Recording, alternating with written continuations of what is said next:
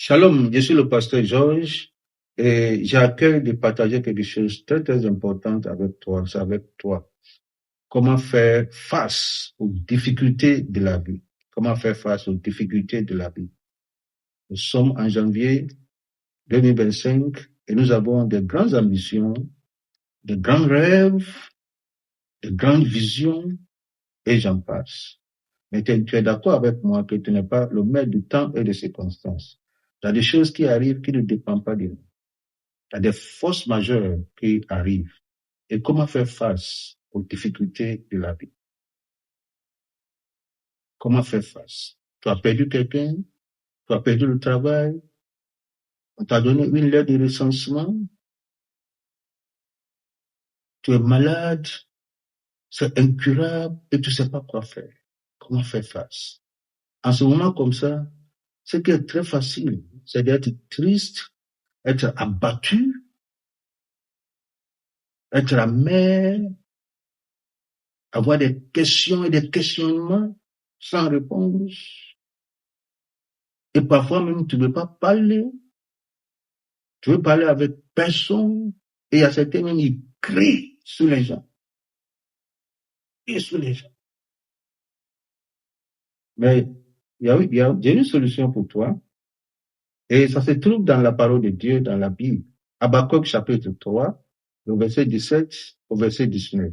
Habakkuk 3, 17 et 19. Habakkuk aussi a été là où peut-être tu es. Quand il faisait le bilan de l'année, il a remarqué que rien n'a marché. Rien n'a marché.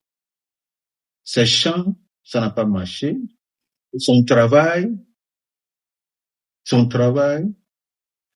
ses entreprises, son ministère, rien n'a marché. Tout était zéro. Et il a adopté une attitude que j'ai beaucoup aimée. Et voici ce qu'il a dit. Il a dit, je vais me réjouir. Il a dit, après avoir dit tout ce qui n'a pas marché, business, affaires, mariage, j'en passe. Il dit, toutefois, et j'aime ça, toutefois, je veux me réjouir en l'Éternel. Je veux me réjouir dans le Dieu de mon salut. Ça veut dire, au lieu de choisir la tristesse, il a choisi la joie. Au lieu de choisir l'amertume, il a choisi la joie. C'est ce que je vais proposer avec toi. Choisis la joie. Choisis la joie. Dans un tel moment, c'est très facile de choisir la tristesse. On ne choisit même pas la tristesse. Ça t'accompagne dans un tel moment. Mais lui, de manière intentionnelle, il a choisi. Il dit, je veux. Lui-même, je veux me réjouir. Je veux me réjouir. Je sais que rien n'est allé. Tout est tombé en nous. Mais j'ai choisi de me réjouir. J'ai choisi parce que la joie de Dieu, la joie ne dépend pas des circonstances. Il y a une grande différence entre la joie et le bonheur. Comme dit son nom, bonheur, c'est quand l'heure est bon, on appelle ça bonheur. Quand l'heure est mauvaise, on appelle ça malheur. Tu peux pas bâtir ta vie précieuse sur les heures, sur le haut et les bas. Tu dois bâtir ta vie sur la véracité de la parole de Dieu. La véracité de la parole de Dieu. Quelle que soit la situation, choisis la joie. C'est pas facile. Quand on t'a licencié, c'est pas facile. Quand le médecin découvre un cancer, c'est pas facile. Quand il y a quelque chose, il y a une mauvaise nouvelle. Mais tu peux décider, Excellence, de choisir la joie. Comme Habakkuk a fait. Il a choisi la joie. Je vais me réjouir. Et dans la version originale, il dit, je vais sauter en joie. Comment? Il veut sauter de joie. Sauter de joie. Voici quelqu'un qui a tout perdu, rien n'a marché, et il commence à sauter de joie. Mais je me pose la question, est-ce qu'il n'est pas hypocrite? Non, il n'est pas hypocrite. C'est un choix. C'est un choix. Dans la vie, il faut choisir la joie. Alors c'est mon message pour toi cette année. Quel que soit ce qui va t'arriver, choisis la joie. Choisis la joie. Et quand il a choisi la joie, voici ce que suit. Il dit, je vais me réjouir dans le Dieu de mon salut. Il sait que c'est Dieu qui est le maître du temps et des circonstances. Et c'est Dieu seul qui est capable de renverser la situation en sa faveur. Et je déclare sur ta vie, Dieu va renverser toute situation en ta faveur.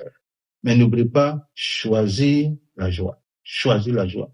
Et quand il a choisi la joie, voici ce que lui-même il dit. Ce Dieu-là, il rend mes pieds semblables à ceux des biches. Alors quand on parle de biches, on parle de rapidité, on parle de la vitesse.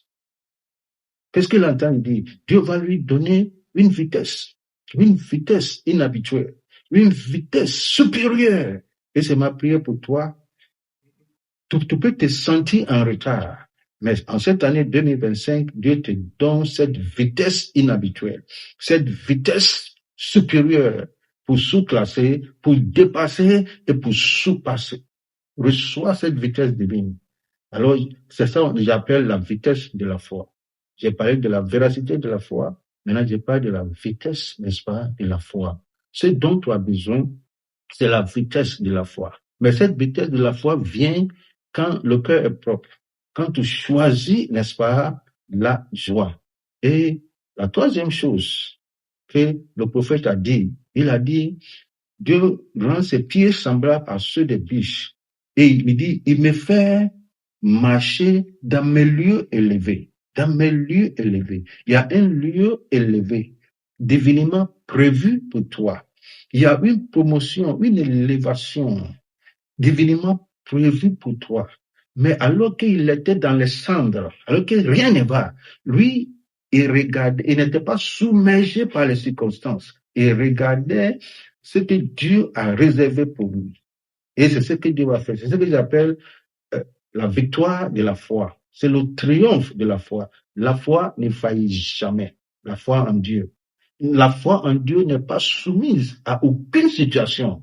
La foi en Dieu n'est pas soumise à aucune circonstance. La foi triomphe toujours.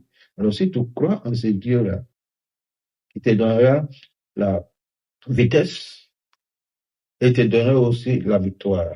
Que sa grâce et sa faveur soient sur toi. Garde la foi.